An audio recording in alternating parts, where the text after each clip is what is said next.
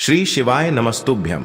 हर हर महादेव। दोस्तों, आप सभी लोग जानते हैं कि 28 जुलाई 2024 यानी रविवार को पड़ रही है श्रावण मास की अष्टमी तिथि, जो बहुत ही खास है।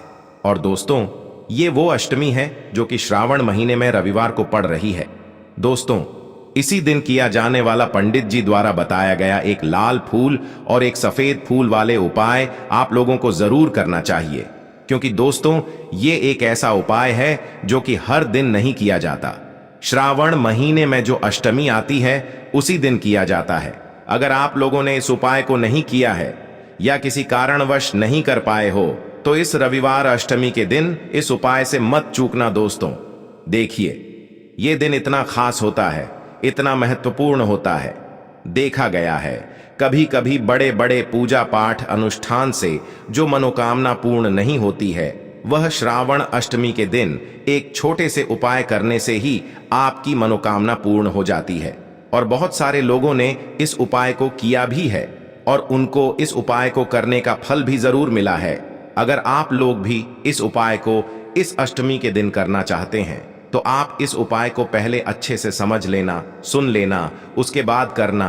आपको इस उपाय का फल जरूर मिलेगा, आपकी सभी मनोकामनाएं पूरी हो जाएंगी। दोस्तों, हम आपको यहां पर बता दें कि यह जो एक लाल फूल और एक सफेद फूल वाले उपाय है, ये उपाय पंडित जी ने अपनी अभी की सीहोर की कथा में ही बताया है।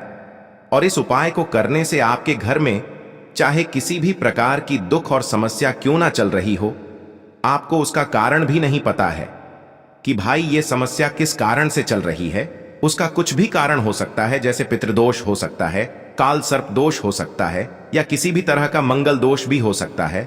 और भी बहुत तरह के दोष होते हैं, कुछ भी हो सकता है। पर आपको इस उपाय को करने के लिए अपने दोष को पता लगाने की भी जरूरत नहीं है।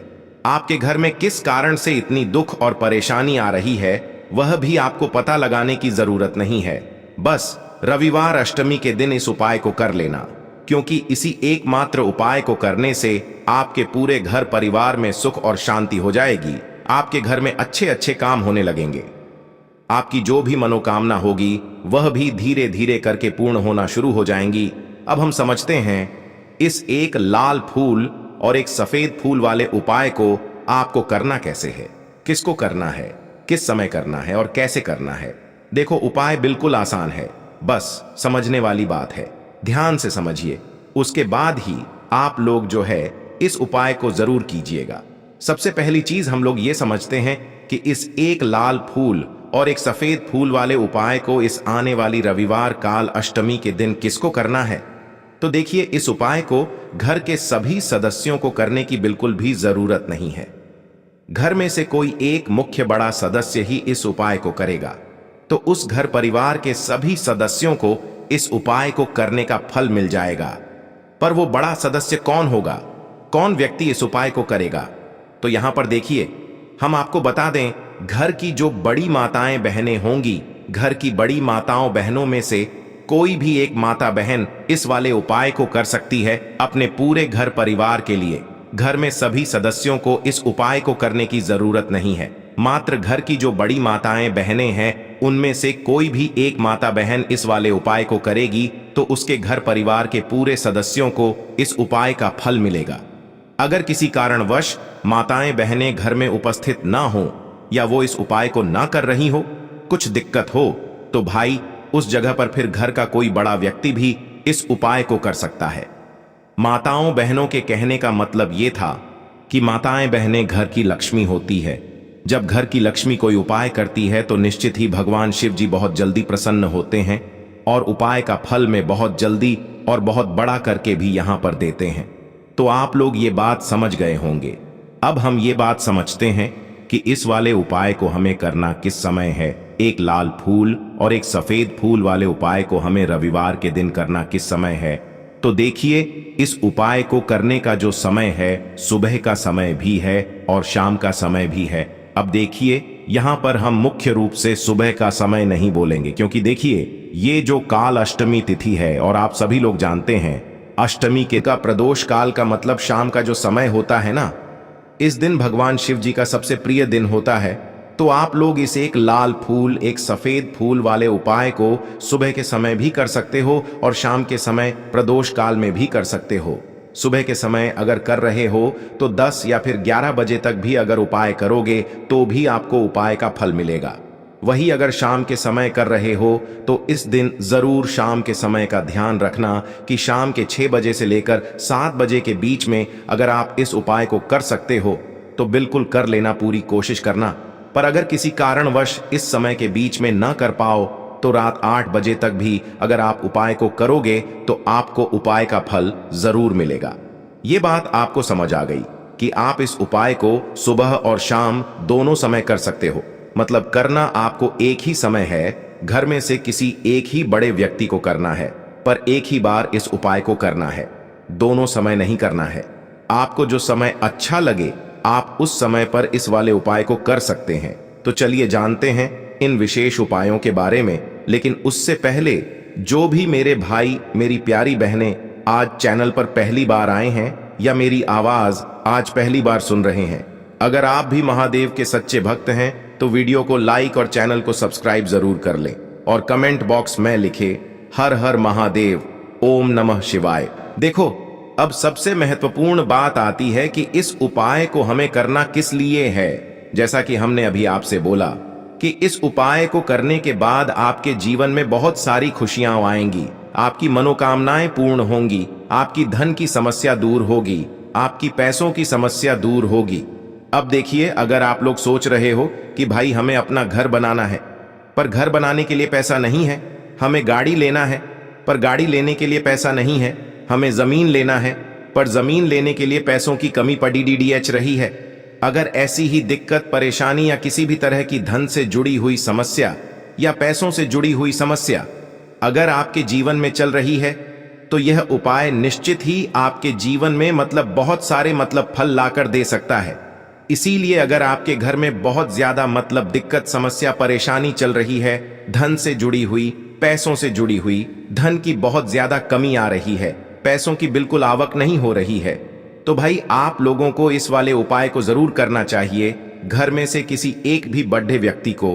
अब इस उपाय में करना क्या है वो सबसे पहले हम लोग जान लेते हैं उपाय की सामग्री। हम लोग सबसे पहले जानते हैं कि इस उपाय में किस किस चीज की आवश्यकता पड़ेगी। तो देखिए, उपाय का नाम तो एक लाल फूल और एक सफेद फूल वाला उपाय है, पर इस उपाय में कुल मिलाकर 4 सामग्री हमें लगने वाली है, जो कि पंडित जी ने खुद सीहोर वाली कथा में बताया है। और जो हम आपको उपाय बताते हैं वो पंडित जी द्वारा बताए गए होते हैं, अलग से हम कुछ भी नहीं बताते हैं। तो यहां पर हम लोग समझते हैं कि इस उपाय की सामग्री क्या है। तो देखो, उपाय की जो सामग्री है वो 4 सामग्री है, जिसमें से सबसे पहली सामग्री है एक बेलपत्र। देखो, बेलपत्र क्या होती है? बेलपत्र जो शिव की शिवलिंग पर चढ़ती है। दूसरी चीज है एक शमी पत्र, शमी पत्र वो जो शिवलिंग पर ही चढ़ता है। तीसरी चीज है दोस्तों एक लाल फूल, जो उपाय का नाम है। तो एक यहां पर आपको लाल फूल लेना है। अब ये लाल फूल कौन सा लेना है? देखो, शिवलिंग के ऊपर जो लाल फूल चढ़ता हो उनमें से कोई भी एक लाल फूल पसंद कर लेना और वो कहीं से तोड़कर या कहीं से खरीद कर लेकर आना और उस लाल फूल को उपाय में प्रयोग कर लेना। उसके बाद में एक सफेद फूल का विशेष रूप से ध्यान रखना। जो सफेद फूल शिवलिंग पर चढ़ता हो सिर्फ वही सफेद फूल लेकर आना, इसके अलावा कुछ मत लेकर आना, लेकिन केतकी का मत लेना। तो एक एक मात्रा में ही आपको ये चारों सामग्री चाहिए। एक बेलपत्र, एक शमी पत्र, एक लाल फूल और एक सफेद फूल। ये चारों सामग्री आप लोग तैयार करके रख ले।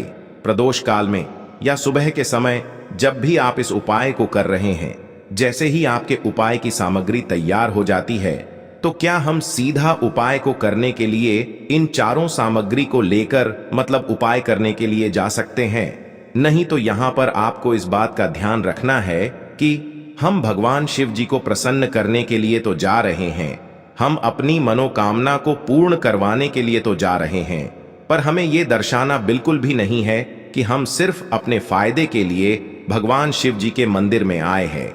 इसलिए हम इस उपाय को करने के साथ साथ में भगवान शिव जी की पूजन अर्चना के लिए कुछ सामग्री भी जरूर लेकर जाएंगे। जैसे कि सुबह के समय अगर आप उपाय को कर रहे हो, इस एक लाल फूल और एक सफेद फूल वाले उपाय को तो भाई सुबह के समय आपको एक लोटा जल लेकर जाना है। जो लोग प्रतिदिन शिव जी के मंदिर जाते हैं, पूजन अर्चना करते हैं, जल चढ़ाते हैं, फूल बेलपत्र सब कुछ चढ़ाते हैं, भाई वो अपनी पूजन अर्चना वैसी की वैसी ही करना। बाकी जो सिर्फ उपाय को करने के लिए जा रहा है, जो कुछ भी लेकर नहीं जा रहा है, उसे कम से कम एक लोटा जल अपने घर से जरूर भर कर लेकर जाना। अगर आप उपाय को कर रहे हो, है ना, क्योंकि इस वाले उपाय को आप भगवान शिव जी की पूजन अर्चना करने के बाद ही करना।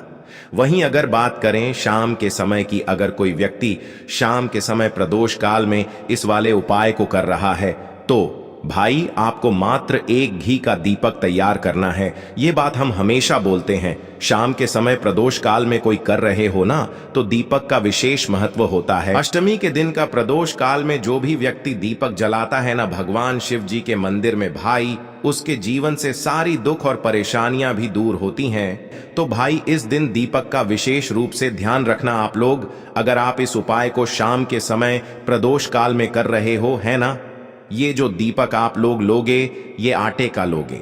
जो आटा आप गूंद दोगे उसके अंदर कुछ भी मत डालना, मात्र साधा आटा लगाकर उसे तैयार कर लेना और एक मीडियम साइज का दीपक तैयार कर लेना। वो दीपक ना ज्यादा छोटा हो ना ज्यादा बड्ढा हो, है ना। उसके बाद में दीपक आपका तैयार हो जाए तो इसके अंदर जो बत्ती रखोगे वो गोल बत्ती रखोगे। देखो गोल बत्ती भी दो तरह की होगी, एक बाजार की और एक घर वाली। तो कोशिश करना अपने घर में जो रुई रखी हुई है, उस रोई से आप लोग एक गोल बत्ती अपने ही हाथों से बनाओ। उपाय का फल अच्छा मिलता है। भगवान शिव जी जल्दी प्रसन्न होते हैं जब हम किसी भी उपाय को अपने हाथों से परिश्रम करके तैयार करते हैं। तो आपको उस दीपक के अंदर एक गोल बत्ती रख देनी है। इसके अंदर जो चीज आप लोग डालोगे वो डालोगे। शुद्ध देसी गाय का घी। इस बात का विशेष रूप से ध्यान रखना, क्योंकि भगवान शिव जी का सबसे प्रिय दिन और प्रिय समय पर हम लोग इस वाले उपाय को कर रहे हैं। तो थोड़ा सा शुद्ध देसी गाय का घी इतना डालना कि वो दीपक कुछ समय तक चल सके ना। बाजार वाला मिलावटी घी डालना, न भैंस का घी डालना। शुद्ध देसी गाय का घी आपको ढूंढने में थोड़ी मतलब मेहनत लगेगी और महंगा भी मिलेगा, पर गाय के घी से भगवान शिव जी प्रसन्न होते हैं और उसी शुद्ध देशी गाय की घी से घर में बरकत भी बनी रहती है और हमारे घर में सुख शांति भी बनी रहती है। इसलिए इस शुद्ध देशी गाय का घी को अपने घर में हमेशा रखा करो। वो भगवान शिव जी के कार्यों में भी उपयोग में आता है और उपायों में भी हम लोग प्रयोग कर सकते हैं। तो यहां पर आपकी सारी तैयारियां हो चुकी हैं। उपाय को करते समय शुद्धता का विशेष रूप से ध्यान रखिएगा।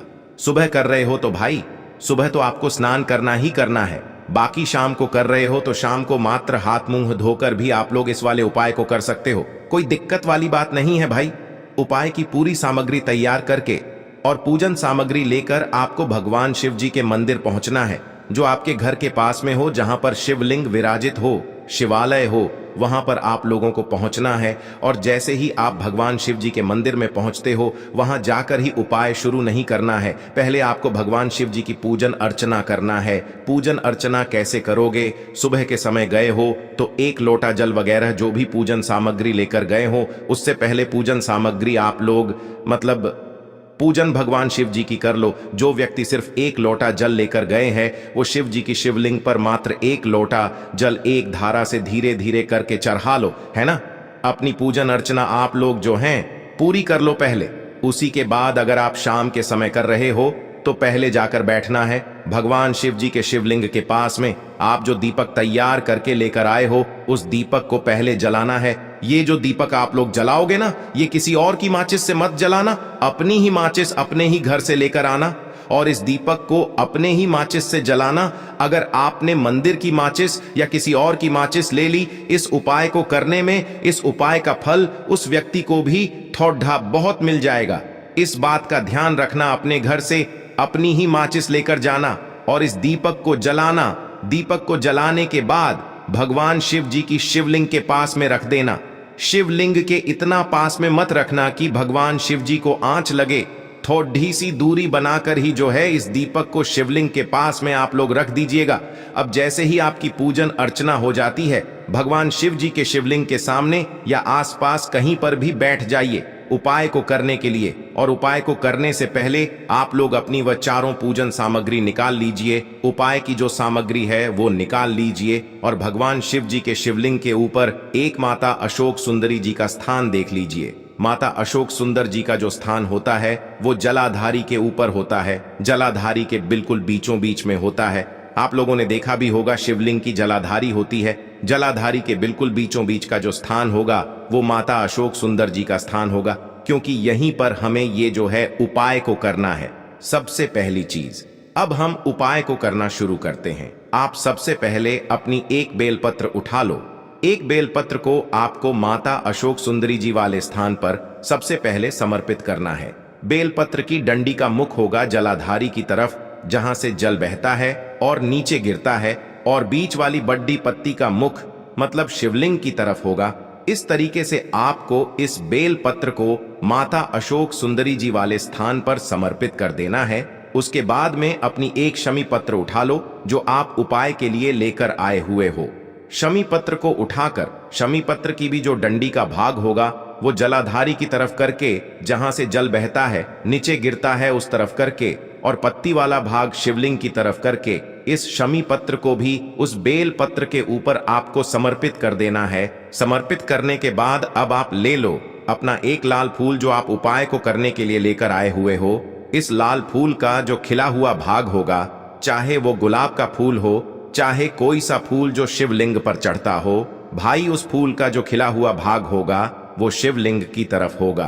बाकी जो पीछे का भाग होगा फूल का वो जलाधारी की तरफ, जहां से जल बहता है नीचे गिरता है उस तरफ होगा।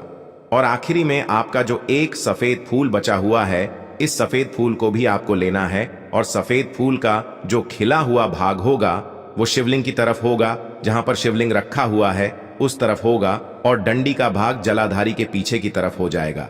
मतलब जो जहां से जल बहता है और नीचे गिरता है, जब आप लोग एक बेलपत्र, एक शमी पत्र और एक लाल फूल, एक सफेद फूल चढ़ा रहे हो, तो उस समय आप लोगों को कांता भगवान या कांता चक्र का नाम लेते हुए ही जो है इस उपाय को करना है, और भगवान शिव जी और नारायण जी का स्मरण करते हुए ही इस उपाय को आपको करना है।